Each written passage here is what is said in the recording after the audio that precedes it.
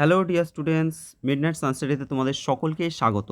দেখো, আজকের যে ক্লাসটা নিয়ে এসেছি তোমাদের ম্যাথামেটিক্স, আমি আশা করি মানে এখানে তোমাদের যত স্টুডেন্ট আছে সবার প্রত্যেকেরই প্রায় ম্যাথামেটিক্সে প্রবলেম আছে, অঙ্কের প্রবলেম। অঙ্ক তোমাদের যে লেভেলের কোশ্চেন আছে সেই লেভেলের কোশ্চেন কিন্তু তোমাদের সাধারণত বইয়ের মধ্যে খুবই কম থাকে বা থাকে না বললেই চলে। ঠিক আছে, পুরো অন্য টাইপের কোশ্চেন দেয়।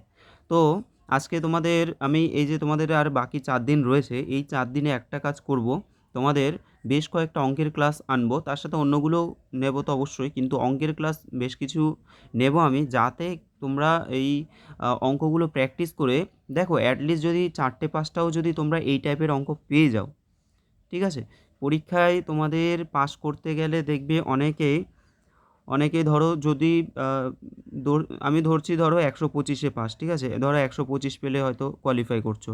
এবার অনেকেই সেই 125-এর জায়গায় 124, 123 এরকম অনেকেই থাকবে। তো এই একটা নাম্বার কিন্তু খুবই গুরুত্বপূর্ণ। ঠিক আছে, তো অঙ্ক তোমরা একেবারে ছেড়ে দিও না, অঙ্কটাও একটু প্র্যাকটিস করে নাও। যদি বাই চান্স কমন পেয়ে যাও, মানে এই টাইপের কোশ্চেন যদি পেয়ে যাও, তাহলে করে আসবে। আর অঙ্ক অনেক মানে অনেক অঙ্ক ইজি হয়, কিন্তু হয়তো তোমরা জানো না বলে সেগুলোকে তোমাদের অনেক কঠিন মনে হয়। ঠিক আছে, চলো আর বেশি কথা বলবো না, আমরা শুরু করছি। তোমরা ক্লাসটা পুরোটা দেখো এবং প্রত্যেকটা অঙ্ক ভালো করে শিখে নাও। আমি যে কটা অঙ্ক শেখাবো সে কটা ভালো করে বাড়িতে প্রয়োজন হলে 2বার 3বার করে এগুলো প্র্যাকটিস করো। ঠিক আছে, তাহলে তোমাদের দেখবে ইজি হয়ে যাবে জিনিসটা। চলো প্রথম প্রশ্ন। অর্থাৎ প্রথম প্রশ্নে দেখো, প্রথম প্রশ্নে কি বলছে। আচ্ছা, একটু দাঁড়াও। ওকে, ঠিক আছে। প্রথম প্রশ্নে কি বলছে আমাদের? প্রথম প্রশ্নে বলা হচ্ছে যে একটি রম্বসের ক্ষেত্রফল 96 বর্গ সেমি, একটি কর্ণের দৈর্ঘ্য 12 সেমি হলে অপর কর্ণটির দৈর্ঘ্য কত? দেখো, এই অঙ্কটা এত সহজ, অথচ তোমরা কিন্তু এই অঙ্কটা পারবে না। মানে যারা প্র্যাকটিস করোনি তারা পারবে না। কারণ পারবে না কেন? কারণ তোমাদের ক্লাস 8-এর এটা সূত্রই না, এটা একটু উঁচু ক্লাসের সূত্র দিয়ে দিয়েছে, 9-10-এর সূত্র এটা। ঠিক আছে, তো রম্বসের ক্ষেত্রফলের একটা সূত্র হলো, ধরো রম্বসটা আমরা কীরকম জানি, এরকম একটা রম্বস হয় যার প্রত্যেকটা বাহুর দৈর্ঘ্য সমান, তাই তো? এটা ধরো একটা রম্বস। এবার রম্বসের ক্ষেত্রফলের একটা সূত্র তোমরা মুখস্থ করে নেবে। রম্বসের ক্ষেত্রফল সমান হাফ ইন্টু কর্ণদ্বয়ের গুণফল। পরীক্ষায় দেখবে তোমরা 2বার থেকে 3বার কিন্তু এই কোশ্চেনটা তোমাদের এসছে। এই কোশ্চেনটা না, মানে এই টাইপের কোশ্চেন কিন্তু এসেছে। তো সম্ভাবনা রয়েছে যে পরবর্তীকালে দিতেই পারে। আচ্ছা, এবার দেখো হাফ ইন্টু কর্ণদ্বয়ের গুণফল। তাহলে রম্বসের ক্ষেত্রফল আমি কি বলছি, ধরো এটা একটা রম্বস যদি হয়, তাহলে হাফ ইন্টু কি, এই যে কর্ণ দুটোর দৈর্ঘ্য আছে এদের গুণফল হয়ে যাবে। এখন রম্বসের ক্ষেত্রফল কত দেওয়া আছে? রম্বসের ক্ষেত্রফল দেওয়া আছে 96 সমান হাফ ইন্টু একটা কর্ণের দৈর্ঘ্য দেখো 12 আছে, 12, তাহলে অপর কর্ণের দৈর্ঘ্য কত হবে? আমরা ধরলাম এক্স ধরে নিলাম, ঠিক আছে, অপর কর্ণটা এক্স ধরে নিলাম। এখান থেকে আমরা যদি ক্যালকুলেশন করি কত হবে, দেখো 12 দিয়ে যদি আমরা 96 কাটি, 5 বারং 60, 6 বারং 72, 7 বারং 40, 8 বারং 96, তাই তো 8। তাহলে এক্স সমান কী হচ্ছে, 8 দুগুণে কোনাকুনি গুণ করলে 16 হয়ে যাচ্ছে। তাহলে বুঝতেই পারছো কোশ্চেনটা কত ইজি, অথচ তোমরা সূত্র জানো না বলে এই কোশ্চেনটাই তোমরা পরীক্ষার হলে ছেড়ে আসবে। তাহলে কী হবে, এটা অপশান এ হয়ে যাবে 16 সেমি।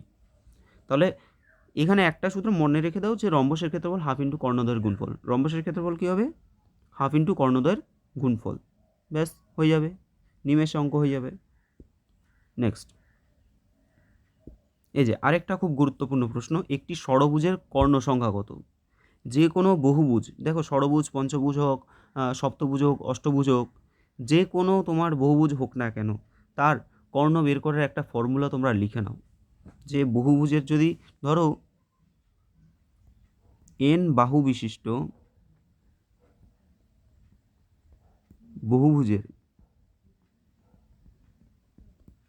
কর্ণ সংখ্যা, ধরো কোনো একটা বহুভুজ আছে তার যদি বাহু সংখ্যা n হয়, তাহলে তার কর্ণের সূত্র হয়ে যাবে n ইন্টু n-3/2।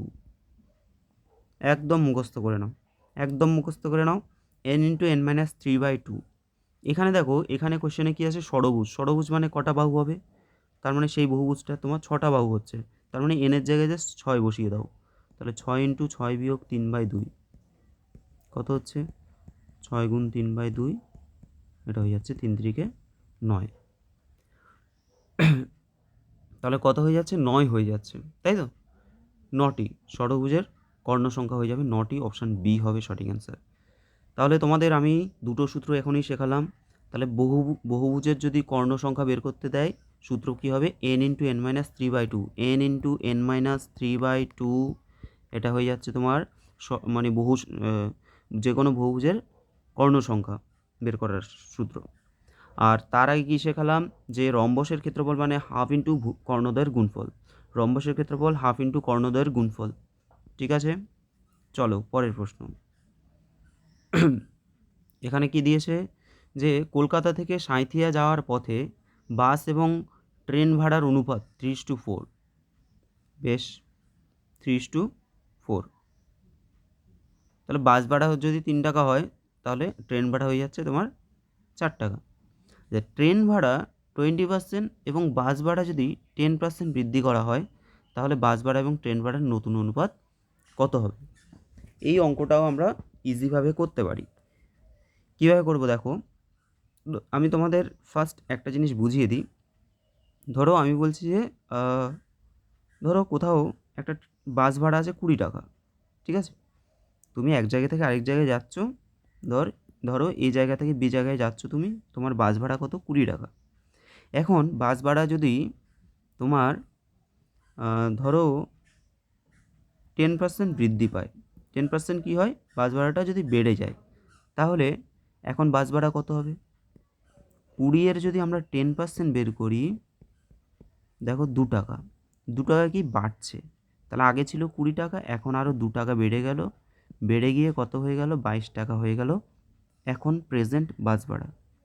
আচ্ছা, এটাকে যদি আমরা ডাইরেক্ট বের করার চেষ্টা করি, কিভাবে বের করব, মানে 20 টাকা আমার কি হচ্ছে, 20 টাকা হচ্ছে আমার বাস ভাড়া। এবার 10% যদি বাস ভাড়া বেড়ে যায়, ডাইরেক্ট আমরা যদি 110/100 লিখি, 10% মানে 100 যোগ 10, 110, তাহলে 110 যদি 100 লিখি, দেখো 11 দুগুণে 22 টাকা। তার মানে কি আমরা দুভাবে বের করতে পারছি, একটা হলো বৃদ্ধি বের করে যোগ করলে হয়ে যাচ্ছে, আর একটা ডাইরেক্ট বের করতে পারছি। ঠিক আছে,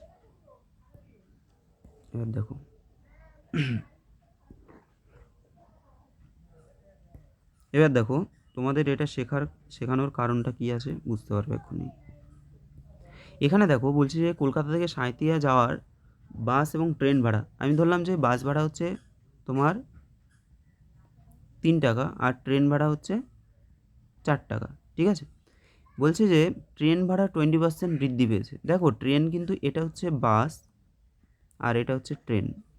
স্টুডেন্টরা গন্ডগোলটা কোথায় করে, প্রথমে লেখা আছে ট্রেন ভাড়া 20% বৃদ্ধি পায়, এবার দেখো প্রথমে কিন্তু ওই পরেরটা দেওয়া আছে, ট্রেনটা দেওয়া আছে, আর তোমরা বাসের সাথে গুণ করে দাও। আচ্ছা, ট্রেন ভাড়া 20% বৃদ্ধি পেলে তাহলে এখন ট্রেন ভাড়া কত হবে, 120/100, এক্ষুনি শেখালাম জিনিসটা। আর বাস ভাড়া যদি 10% বৃদ্ধি পায়, তাহলে বাস ভাড়া কত হয়ে যাবে, 110/100। ঠিক আছে, আশা করি বুঝতে পেরেছো যে বাস ভাড়া এখন হয়ে গেল 3 × 110/100, আর ট্রেন ভাড়া হয়ে গেল 4 × 120/100। এইবার এই দুটোকে ক্যালকুলেশন করো।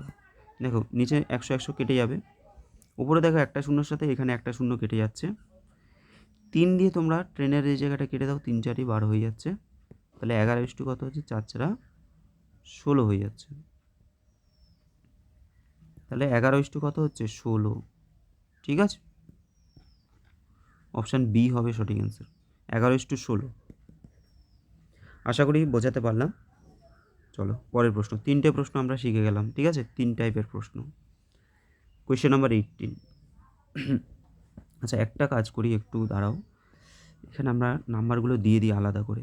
এটা হচ্ছে 1 নাম্বার প্রশ্ন, ঠিক আছে, নাহলে তোমরা অনেকে কমেন্ট করতে গিয়ে সমস্যা হয়ে যাবে।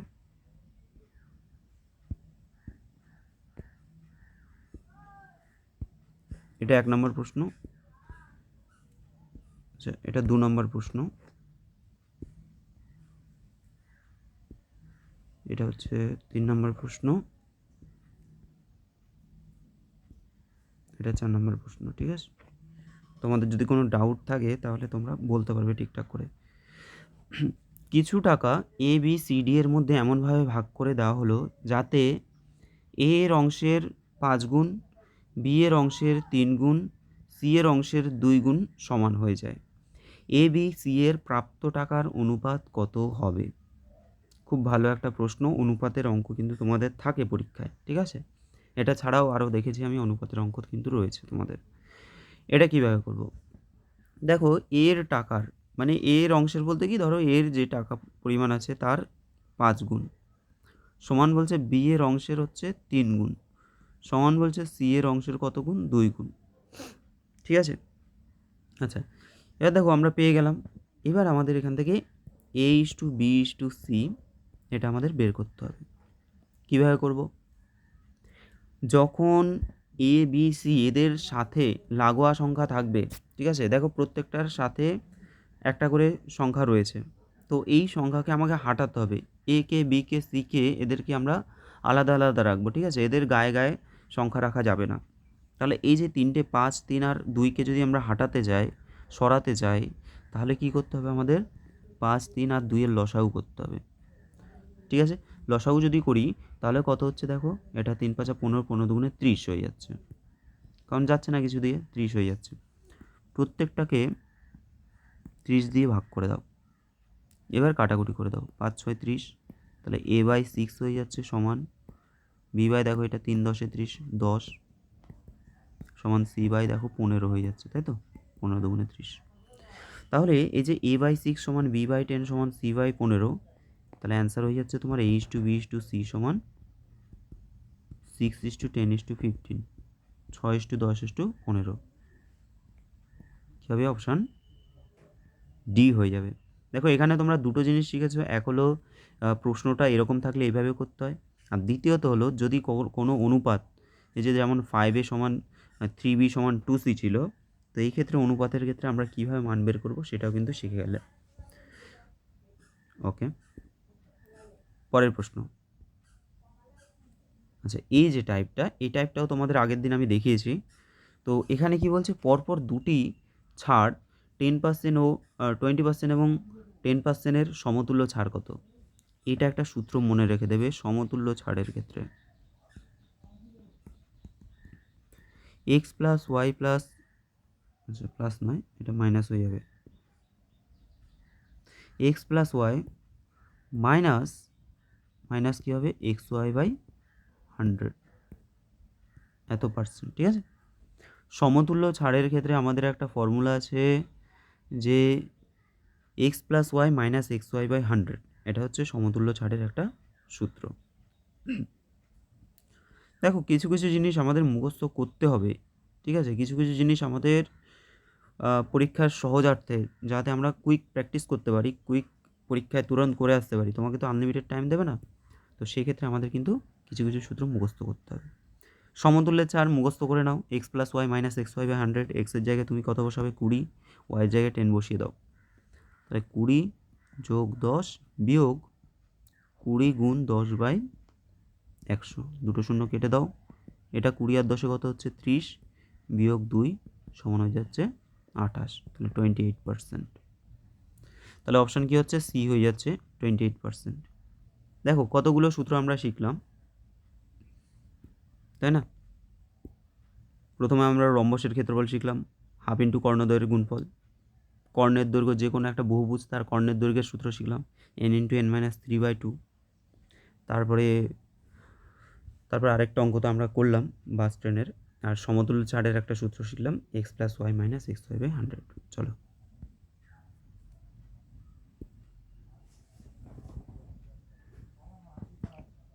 দেখো, এখানে একটা প্রশ্ন দেওয়া আছে, একটি দ্রবণে অ্যাসিড এবং জলের অনুপাত 4:3, তাহলে অ্যাসিড এবং জলের অনুপাত 4:3, ওই দ্রবণে আরও 7 লিটার জল মেশানো হয়। 7 লিটার কি মেশানো হচ্ছে, জল। দেখো জলটা আমরা পরে রেখেছি, তাই না? পরে আছে জলটা। 7 লিটার জল মেশানো হয়, তবে অনুপাতটি হবে 3:4। এখানে প্রথমে যে 4 আর 4:3 আছে, তাহলে অ্যাসিডটাকে আমরা 4x ধরে নেব আর জলটাকে আমরা 3x পরিমাণ ধরে নেব। তাহলে আমরা ধরলাম কি যে অ্যাসিড আছে 4x পরিমাণ আর জল আছে 3x পরিমাণ। বলছে আরও যদি 7 লিটার জল মেশানো হয়, তাহলে নিচেরটা হচ্ছে জল, তাহলে তার সাথে আমরা আরও 7 লিটার জল মিশিয়ে দিলাম। তাহলে অনুপাতটা কী হবে? 3:4। দেখো দুটো অনুপাত থাকলে আমাদের একটা অনুপাতে এক্স ধরতে হয়, আরেকটা অনুপাতে আমরা কোনো এক্সট্রা এক্স ধরবো না, ডাইরেক্ট লিখে দেবো। তো এখান থেকে আমরা যদি সমাধান করি আমরা কিন্তু মান পেয়ে যাব। কোনাগুনি গুণ করো, 4 4 16x সমান 3 3 9x প্লাস 3 7 21। তাহলে 16x মাইনাস 9x সমান হচ্ছে 21। তাহলে 7x সমান হয়ে যাচ্ছে তোমার 21। এরপর x সমান তাহলে কত হচ্ছে? 3 7 21 মানে 3 হয়ে যাবে। 21কে যদি 7 দিয়ে ভাগ করি কত হয়ে যাবে? 3 হয়ে যাবে। ঠিক আছে, আচ্ছা তাহলে এখানে প্রশ্নে দেখো এক্সের মান আমরা 3 পেয়েছি, কিন্তু কোশ্চেনটা ভালো করে দেখতে হবে। কোশ্চেনে আছে যে দ্রবণটিতে অ্যাসিডের পরিমাণ কত। অ্যাসিড আমরা কতটুকু ধরেছি? দেখো অ্যাসিড মানে 4, তার মানে 4x আমরা অ্যাসিড ধরেছি। তাহলে 4x যদি হয় তাহলে 4 গুণ 3 3 4 কত হবে?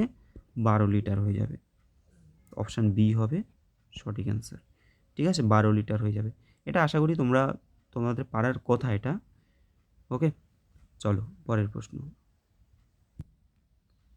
নেক্সট দেখো এই প্রশ্নে কি বলছে, 8টি সংখ্যার গড়। আচ্ছা তোমাদের নাম্বারিংগুলো তো উল্টাপাল্টা হয়ে গেল, একটু দাঁড়াও। এটা 4 নাম্বার গেল, এটা হচ্ছে আমাদের 5 নাম্বার। ঠিক আছে, এটা হচ্ছে 5 নাম্বার,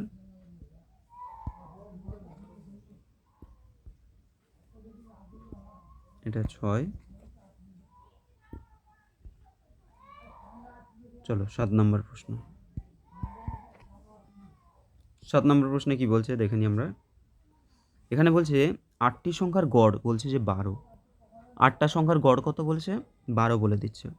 এদের মধ্যে দুটি সংখ্যা শূন্য, এদের মধ্যে দুটো সংখ্যা হচ্ছে শূন্য এবং বাকি সংখ্যাগুলি সমান, অর্থাৎ বাকি যে সংখ্যাগুলো আছে সেগুলো একটা সেম সংখ্যা আর কি। তাহলে শূন্য নয় এমন সংখ্যাটি কত? দেখো 8টা সংখ্যা বলেছে, তার মধ্যে দুটো সংখ্যা হচ্ছে 0, ঠিক আছে, আর বাকি সবগুলো সংখ্যা সমান। ধরো আমি বলছি যে বাকি সবগুলো হচ্ছে এক্স, তাহলে 2 4 6 6টা হবে, তাই তো, টোটাল 8টা। আচ্ছা এদের গড় হচ্ছে 12 বলে দিচ্ছে। 8টি সংখ্যার গড় কত? 12। দেখো গড় কীভাবে বের করি? আমরা যদি এটাকে এই সংখ্যাগুলোকে যদি 8 দিয়ে ভাগ করি তাহলে আমাদের হয়ে যাবে 12। গড় মানে কি? গড় মানে হচ্ছে যে যে যতগুলো সংখ্যা থাকবে তাদের সমষ্টি, তাদের যোগফল বের করতে হবে এবং যোগফল বের করে টোটাল কতগুলো সংখ্যা আছে সেটা দিয়ে আমাদের ভাগ করতে হবে। এখানে 8টা সংখ্যার গড় বলেছে, তাহলে প্রথম বলছে যে দুটি সংখ্যা শূন্য, এর প্রথম দুটো যদি শূন্য হয় বাকি সংখ্যাগুলি বলছে সমান, তাহলে বাকি সংখ্যাগুলো আমরা ধরে নিলাম এক্স, ঠিক আছে, এবং এদের গড় বলে দিয়েছে 12, তাহলে 8টা সংখ্যার গড় মানে তাদের যোগফল বাই 8 সমান হচ্ছে 12। বা তুমি ডাইরেক্টও লিখতে পারো পরের লাইনটা যে 8টা সংখ্যার মোট কত হবে? 8 12 96। তাহলে দেখো এখানে এক্স কটা হচ্ছে? 6টা, মানে 6x সমান হচ্ছে 8 গুণ 12। সবসময় গুণ করতে হবে এমন কোনো কথা নেই, আমাদের দেখো গুণ না করলে আরও সুবিধা হবে। এবার দেখো 6 দিয়ে যদি আমরা 12কে কেটে দিই, এই 6টা কী হবে? নিচে চলে আসবে। এক্স সমান কী হবে? 8 গুণ 12 বাই 6, 6 দুগুণে 12, তাহলে এক্স সমান দেখো 8 দুগুণে 16 হয়ে যাচ্ছে। তাহলে আমাদের এই যে শূন্য নয় এমন সংখ্যাটা কী হবে? তার মানে এক্সের মানটাই 16 হয়ে যাবে, অপশান এ। ঠিক আছে, অপশান এ হয়ে যাবে সঠিক অ্যান্সার। চলো পরের প্রশ্ন। এই টাইপের প্রশ্ন তোমাদের শতকরার এই টাইপের প্রশ্ন কিন্তু থাকে, আর তোমাদের শতকরার চ্যাপ্টার আমি ফুল করিয়েছি। ঠিক আছে, শতকরার যে চ্যাপ্টারটা আছে সেটা কিন্তু পুরো কমপ্লিট করে দিয়েছি। দেখো এ এর আয় বি এর আয়ের চেয়ে 25% বেশি বলে দিচ্ছে, তাহলে বি এর আয় এ এর আয়ের চেয়ে শতকরা কত কম হবে? খুব ভালো একটা প্রশ্ন। আমরা এখানে এ লিখলাম, বি লিখলাম, বলছে কি এ এর আয় বি এর আয়ের চেয়ে 25% বেশি। বি এর থেকে যদি 25% বেশি হয়, অর্থাৎ বি যদি আমাদের 100 টাকা হয়, এ হয়ে যাবে কত? 125 টাকা। ঠিক আছে, বি এর আয় যদি 100 টাকা হয়, এর আয় হয়ে যাবে 125 টাকা। কারণ কি? এর আয় বি এর আয় থেকে 25% বেশি হলো। এবার কি বলছে দেখো, বি এর আয় এর আয়ের চেয়ে শতকরা কত কম। আচ্ছা বি এর আয়টা এ থেকে কত কম? 25 কম, তাহলে কত কম? 25 কম, কার থেকে এর আয়ের চেয়ে, তাহলে যার থেকে বলবে তাকে আমরা নিচে রাখবো, গুণ 100। তাহলে কত কম? 25 কম। কার থেকে 25 কম? আমাদের এ থেকে 25 কম। এর মান কত? 125। ঠিক আছে, তাহলে 25 কম কতর মধ্যে 25 কম? 125-এর মধ্যে 25 কম ইন্টু 100। এভাবে করে আমাদের পার্সেন্টেজ বের করতে হয়। যার সাপেক্ষে বলবে তাকে নিচে রাখবো। এবার কাটাকুটি করে 5-25 সঙ্গে 125, 5-20 100, 20%। কী হবে? অপশানে এ হয়ে যাবে 20%। ঠিক আছে, যে কটা অঙ্ক করাচ্ছি তোমাদের বারবার করে বলছি এই অঙ্কগুলো তোমরা অবশ্যই প্র্যাকটিস করে যাও। ঠিক আছে, যদি এই টাইপের মধ্যে একটাও পড়ে যায় তোমরা কিন্তু সেটা অ্যান্সার করে আসতে পারবে। আচ্ছা, নেক্সট দেখো। আর এই কয়দিন আমি যে কটা করাবো আশা করি এর মধ্যে বেশ কিছু তোমরা টাইপ পেয়ে যাবে পরীক্ষার হলে। নেক্সট দেখো, কোয়েশ্চেন নাম্বার 12। আচ্ছা, 12টা কত হবে তাহলে? নাম্বার 7, এটা হয়ে গেল 8 নম্বর, এটা হচ্ছে 9 নম্বর, আর এটা হয়ে যাচ্ছে আমাদের 10 নম্বর। কোয়েশ্চেন নাম্বার 9 দেখো, বলা হচ্ছে 10 জন লোক 8 দিনে একটি দেওয়াল তৈরি করতে পারে। তাহলে এটা যদি আমরা জন বলি, এটা যদি দিন বলি, 10 জন লোক 8 দিনে ধরো কাজ, এটা বলতে পারি যে 1 অংশ কাজ করে। ঠিক আছে, অর্ধেক দিনে ওই কাজটি সম্পন্ন করতে হলে, আচ্ছা অর্ধেক দিন মানে কি? মানে 8 দিনের অর্ধেক মানে 4 দিন। ঠিক আছে, অর্ধেক দিনে মানে হচ্ছে 8 দিনের অর্ধেক দিন মানে কত দিন? 4 দিনে। 4 দিনে ওই সম্পূর্ণ কাজটা করতে হলে, মানে 1 অংশ কাজ যদি করতে চায়, কতজন লোক দরকার? দেখো কাজের পরিমাণ দুটোর ক্ষেত্রে সেম আছে, এটা আমাদের ক্যালকুলেশনের প্রয়োজন নেই। এবার জন আর দিনের মধ্যে অলওয়েজ ব্যস্ত সম্পর্ক, সব সময় ব্যস্ত সম্পর্ক লোক আর দিনের মধ্যে। কারণ দেখো, আমার যদি দিন সংখ্যা কমে তাহলে আমাকে বেশি লোক নিযুক্ত করতে হবে, তাই না? আমার তো দিন সংখ্যা কমে যাচ্ছে, লোক কী হবে? আমার আরও বেশি লাগবে, বেশি লোক নিযুক্ত করতে হবে ওই কাজটা কমপ্লিট করার জন্য। তাহলে দেখো 10 ইন্টু ব্যস্ত সম্পর্ক হলে কি হয়? ব্যস্ত সম্পর্ক হলে আমাদের ওপরেরটা উপরেই থাকে, নিচেরটা নিচেই থাকে, তাই তো? উল্টাই না। কাটাকুটি করো, 4 দুগুণে 8, 10 দুগুণে 20, 10 দুগুণে কী হয়ে গেল? 20 হয়ে গেল। তাহলে আমাদের বলছে অর্ধেক দিনে ওই কাজটি সম্পন্ন করতে হলে কতজন লোক দরকার হবে? তো 20 দিন আসছে, অপশানে তো একটাও 20 দিন নেই দেখছি, একটু দাঁড়াও। তো এই প্রশ্নটা তো এটাই তো আসছে 10 জন লোক, আরেকবার একটু দেখে নিই। দেখো 10 জন লোক 8 দিনে একটি দেওয়াল তৈরি করতে পারে, তাহলে 10 জন লোক 8 দিনে 1 অংশ করতে পারে। অর্ধেক দিনে, অর্ধেক দিন বলতে এখানে কি বোঝাচ্ছে? অর্ধেক দিন বলতে আমাদের আগে যে সময়টা লাগলো তার অর্ধেক, তার মানে 4 দিন। তাহলে 4 দিনে ওই কাজটি সম্পন্ন করতে, মানে 1 অংশ কমপ্লিট করতে কতজন লোক দরকার? আচ্ছা, 1 অংশ করতে কতজন লোক দরকার? ঠিকই তো আছে। তাহলে আমাদের 10 ইন্টু 8/4 ব্যস্ত সম্পর্ক, 4 দুগুণে 8, 20। দেখো এটাই আসছে, ঠিক আছে, এটাই আসছে অ্যান্সার আমার, তো এটাই আসছে। তোমাদের যদি কোনো ডাউট থাকে তোমরা দেখি তোমরা কি বলো। এটা ছাড়া অ্যান্সার তো আসছে না, কোশ্চেনে কিছু একটা গণ্ডগোল রয়েছে, হয় ডাটাগুলো একটু গণ্ডগোল আছে হয়তো। নেক্সট দেখো, তাহলে এটা হয়ে গেল। কোশ্চেন নাম্বার 13-এ চলে যাচ্ছি, এটা মুছে দিলাম। 13 নম্বর প্রশ্ন দেখো কি বলছে। এখানে দেওয়া আছে যে 5x - 2y is to, তাহলে 5x - 2y is to মানে আমরা বাই লিখতে পারি 2x + 3y সমান দেওয়া আছে 2:3 মানে 2/3। দেখো এখানে আমরা x আর y এর রেশিও অর্থাৎ অনুপাতটা বের করে নেব। কোনাকুনি গুণ করো, 3 × 5 = 15x - 3 × 2 = 6y, 4x + 3 × 2 = 6y, তাই তো? 3 × 2 = 6, 6y। ওকে, তাহলে 15x - 4x সমান হচ্ছে 6y + 6y হলো। তাহলে 9x সমান কত হচ্ছে? 6 × 6 = 12y, 12y। এবার দেখো x/y সমান কত হচ্ছে? 12/9, 3 × 3 = 9, 3 × 4 = 12, তাহলে x/y সমান হচ্ছে 4/3। তাহলে এখান থেকে আমরা কি বুঝতে পারছি যে x এর মান যদি 4 হয় তাহলে y এর মান হয়ে যাবে 3, তার মানে কি x is greater than y, তাই না? x এর মান y থেকে বেশি হবে, তাহলে অপশান বি হবে সঠিক অ্যান্সার। তোমরা অনেকেই এই যে গ্রেটার দেন লেস দেন এগুলো দেখে হয়তো ঘাবড়ে যাচ্ছ, কিন্তু এটা কিছুই না, জাস্ট তুমি এক্স ইস টু ওয়াই বের করে নাও, বের করলেই বুঝতে পারবে যে কে বড় কে ছোট, তাই না? চলো পরের প্রশ্ন। আচ্ছা, এটা হলো 10 নম্বর, আর মনে হচ্ছে এই লাস্ট কোশ্চেন আছে। এটা 11 নম্বর প্রশ্ন। তোমাদের 11টা কোশ্চেন আজকে করালাম, ঠিক আছে? আমি আজকে আরও ভিডিও তোমাদের আনবো, অবশ্যই দেবো, অবশ্যই দেবো, ঠিক আছে? শেষ মুহূর্তে তোমরা খুব ভালো করে বইটা ভালো করে পড়ো, আর যে যে ভিডিওগুলো দিচ্ছি সেগুলো তোমাদের জন্য খুবই গুরুত্বপূর্ণ। অবশ্যই তোমরা ভিডিওগুলো ফার্স্ট টু লাস্ট খুব ভালো করে দেখো, ঠিক আছে? আর লাইকটা কিন্তু অবশ্যই করবে তোমরা, তোমাদের জন্য এত ভালো ভালো ভিডিও দিচ্ছি, লাইকটা তোমরা করে দিও, ঠিক আছে? আমারই ভালো লাগবে একটু। দেখো, বলছে কোন কোনো ভাগ প্রক্রিয়ায় ভাজক ভাগফলের 10 গুণ এবং ভাগশেষের 5 গুণ, ভাগশেষ 46 হলে ভাজ্য কত? খুব ভালো প্রশ্ন, এই টাইপটা কিন্তু ইম্পর্টেন্ট টাইপ। তো ভাজ্য ভাজক প্রত্যেকে আশা করি জানো, যে ধরো আমরা যদি এটা ভাগ করি, এটাকে আমরা বলছি ভাজক, ঠিক আছে? এটা হচ্ছে ভাজ্য, এই পাশেরটা ভাগ করে হচ্ছে ভাগফল, আর নিচেরটা ভাগশেষ হয়ে যাবে। এখন কি বলছে, ভাজক হচ্ছে ভাগফলের 10 গুণ। ভাগফলটা যদি আমরা এক্স ধরে নিই, ধরো ভাগফলটাকে আমি ধরছি এক্স, তাহলে ভাগফলটা যদি আমাদের এক্স হয়, ভাজক বলছে ভাগফলের 10 গুণ, তাহলে ভাজক কত হয়ে যাবে? 10x হয়ে যাবে, ঠিক আছে? ভাগফল যদি এক্স হয়, তাহলে বলছে ভাজক হচ্ছে ভাগফলের 10 গুণ, তাহলে ভাজক হয়ে যাবে 10x। এবং ভাগশেষের 5 গুণ, কে ভাগশেষের 5 গুণ? ওই যে ভাগফল আছে না, ভাজক আছে, এই ভাজকটা কিন্তু ওই ভাগশেষের 5 গুণ।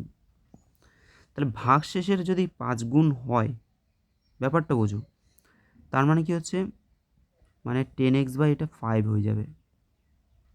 তার মানে কি, তার মানে ভাগশেষটা হচ্ছে ভাজকের 5 ভাগ, ভাজকটা ভাগফলের যদি ভাগশেষের যদি 5 গুণ হয়, তার মানে কি ভাগশেষ হচ্ছে ভাজকের 5 ভাগ।